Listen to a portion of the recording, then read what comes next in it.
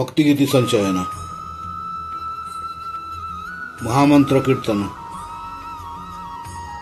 श्रील अभय चरणारविंद भक्ति वेदांत स्वामी प्रभुपाद कहते हरे कृष्ण कृष्ण कृष्ण हरे हरे हरे राम राम राम हरे। यही महामंत्र कीर्तन है आमर प्राकृत चेतना पुनः जागरण एकमात्र दिव्य उपाय। मूलतः आम जीव मात्र ही स्वरूप कृष्ण चेतनामय किंतु अनादि कालरू जड़ विषय संस्पर्श आम चेतना शक्ति कलुषित जो जड़ शक्ति अधीन आम बास करुछु ताहाकु माया बा मोह कहुए। माया शब्दर अर्थ जहाँ नुहे बा जार अस्तित्व नहीं।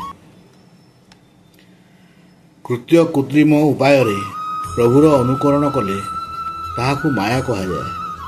आम जड़ प्रकृति उपरे जेते प्रवृत्त करने को चेष्टा करुछु प्रकृति संपद आत्मसात करने को चेष्टा करुछु सेते प्रकृतिर कठोर नियम श्रृंखल मायाजाल छंदी हो पड़ुछि।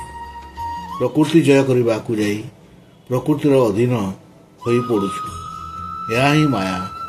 किंतु आमर शाश्वत कृष्ण चेतना पुनः जागरण फल एक मुहूर्त प्रकृति सहित माइक द्वंद्वर अवसान हो पारे।